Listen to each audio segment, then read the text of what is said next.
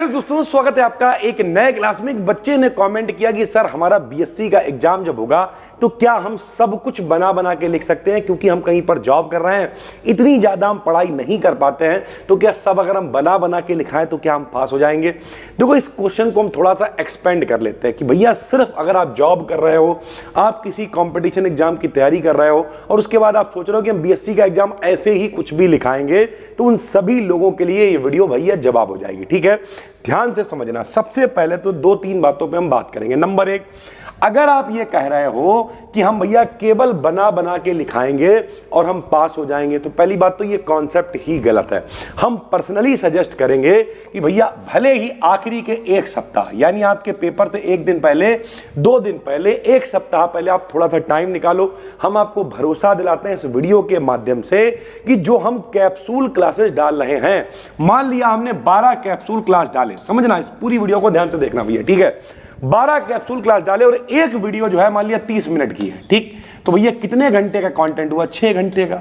तो नंबर एक बात तो ये है कि आप क्यों मेरे भाई बिना पढ़े हुए जाओगे। हम कभी किसी को सजेस्ट नहीं करेंगे कि बिना पढ़े जाओ, बस तरीका ये है, 1 साल नहीं पढ़ सकते हो 6 महीने पढ़ो, 6 महीने नहीं पढ़ सकते हो 1 महीने पढ़ो, 1 महीने नहीं पढ़ सकते हो 2 दिन पढ़ो, लास्ट के 1 घंटे पढ़ो, लेकिन पढ़ के जाओ, उससे कुछ क्रिएटिविटी, कुछ प्रोडक्टिविटी निकलेगी। खाली जाके एहसान कराए उससे कोई लेना देना है नहीं भैया, ठीक है। तो जितना भी जो भी इस तरीके की कंडीशन वाले लोग हैं, वो कोई कोर्स मत ज्वाइन करो, कुछ मत करो। जो हम कैप्सूल क्लासेस लेकर आ रहे हैं सिर्फ उन्हें देख लो, इतना आप कराओगे कि आराम से पास हो जाओगे, पहली बात। अब हम बात करेंगे दूसरी बात मेरे भाई ये है कि अगर आपको लगता है कि हमें कुछ क्वेश्चन तो आते हैं और कुछ क्वेश्चन नहीं आते हैं, तब अगर हम बना बना के लिखें तो क्या हमें नंबर मिलेंगे?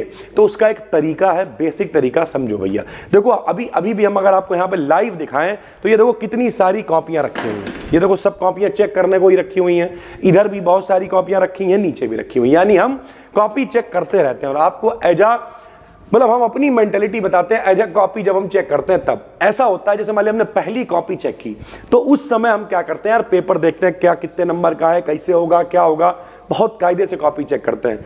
3-4 कॉपियां चेक होने के बाद हाथ सेट हो जाता है और फिर फटाफट से कॉपी हम चेक करते चले जाते हैं। तो आपको ये याद रखना है कि भैया जो भी व्यक्ति कॉपी चेक कर रहा है, कॉपी चेक करना कोई बहुत अच्छा काम नहीं है, एहसान ही लगता है मेरे भाई। 1, 2, 3 कॉपी चेक करने में मजा आता है, लेकिन जब अंधाधुंध कॉपियां होती हैं दिमाग खराब हो जाता है। तो हर व्यक्ति क्या चाहता है, शुरुआत की कॉपी देखता है, 2 काम करता है भैया। एक तो अगर आपकी राइटिंग ठीक है और दूसरा अगर आपने स्टार्टिंग में लिखा ठीक है। इसलिए हम बार बार कह रहे हैं, अगर आप शॉर्ट क्वेश्चन आपको नहीं आते हैं, आप पेपर उल्टा सॉल्व करो, लॉन्ग क्वेश्चन से शुरुआत करो। ये पॉसिबिलिटी ज्यादा है कि 3 लॉन्ग में से आपको 1 लॉन्ग फंस ही जाएगा। क्यों फंसेगा? क्योंकि हम कह रहे हैं जो इंपॉर्टेंट बता रहे हैं, कैप्सूल क्लासेस डाल रहे हैं, उन्हें देखो, 1 लॉन्ग आपका फंस ही जाएगा। और जब आपने बिल्कुल बढ़िया तरीके से साफ राइटिंग में 1 लॉन्ग लिख दिया, मतलब आपके 25 नंबर तो हो ही गए, पास तो आप हो ही गए, लेकिन उसके अलावा जो एग्जामिनर चेक कर रहा है उसे भी लगा यार ये बच्चा ठीक है, इसकी राइटिंग ठीक है, इसने लॉन्ग क्वेश्चन ठीक लिखा हुआ है। उसके बाद वाला जो छोटे छोटे लॉन्ग आते हैं, आपने 1 आध लॉन्ग और लिख दिया, तो एग्जामिनर के दिमाग में ये सेट हो जाएगा कि ये बच्चे ने कॉपी अच्छी ही लिखी होगी। तो लास्ट में अगर आप बना के कुछ लिखते भी हो तब भी ये पॉसिबिलिटी बनती है कि आपको नंबर मिल सकते हैं। देखो भैया ये तो किस्मत है कि भैया अगर हमने छोड़ दिया तो 0 ही मिलेंगे, लेकिन अगर हमने बना के भी लिखा है, अब बना के भी क्या लिखना है ये भी समझो।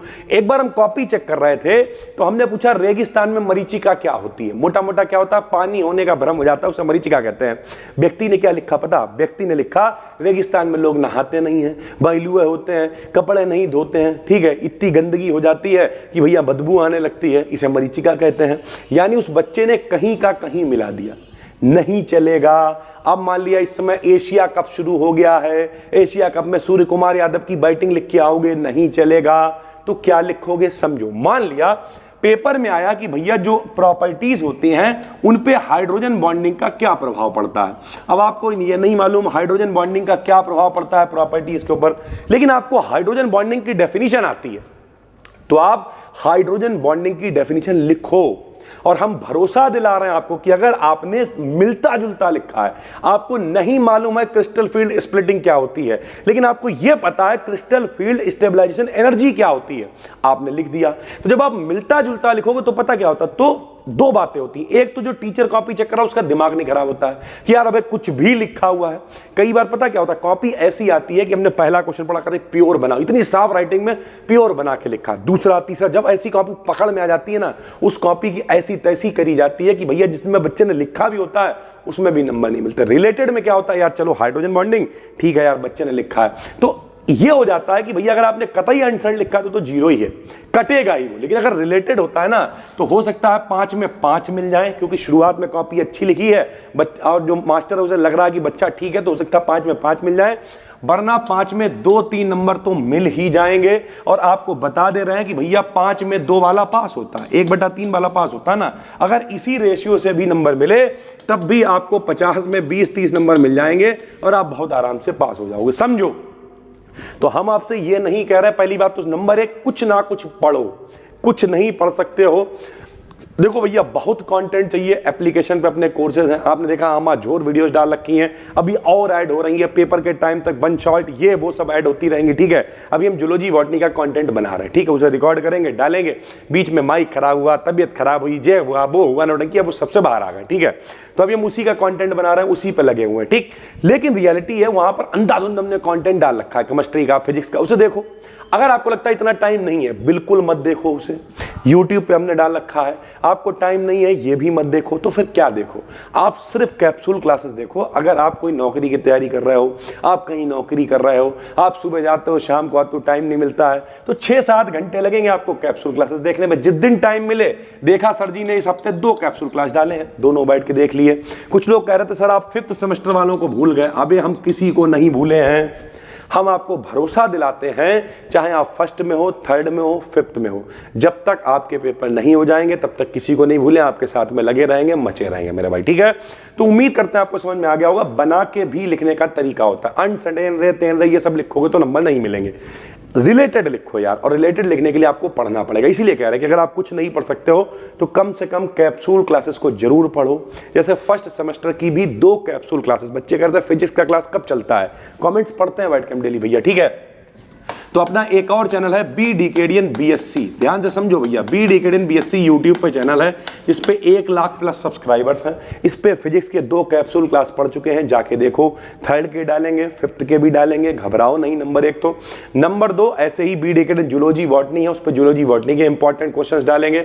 बिल्कुल भी डरना नहीं है या घबराना नहीं है, सिर्फ कैप्सूल क्लासेस को भी देखोगे तब भी आराम से 40-50 नंबर का पेपर कर लोगे और अच्छे से पास हो जाओगे। और ये दिमाग से बिल्कुल निकाल दो कि हम बिल्कुल पढ़े बिना जाएंगे और कुछ भी लिखाएंगे और पास हो जाएंगे। हम आपको कभी भी पर्सनली ऐसा सजेस्ट नहीं करेंगे। बाकी ठीक है, एजुकेशन सिस्टम गंदा है, हो सकता है कुछ लोग ऐसे ही पास हो जाए, हम बिल्कुल भी आपको राय नहीं देंगे। भैया पहली बार देख रहे हो, चैनल को सब्सक्राइब कर लो। कोई भी कंफ्यूजन है कमेंट करके बताओ, और नंबर 1 घबराना बंद कर दो, हम आपके साथ हैं, थे, रहेंगे। इन सब चैनल्स को ढूंढने के लिए एक काम कर लो, टेलीग्राम पे जाओ, डिस्क्रिप्शन में लिंक डाल देंगे, टेलीग्राम पे जाके क्लिक करके ज्वाइन कर लो। फ्री चैनल है बी डीकेडियन बीएससी, वहां पर भी 70-80 हज़ार लोग जुड़े हुए हैं। जो भी वीडियो जिस भी चैनल पे आएगी मेरी, वो उस पर शेयर कर दी जाएगी भैया, ठीक है। फिर मिलते हैं, तब तक के लिए धन्यवाद, थैंक यू।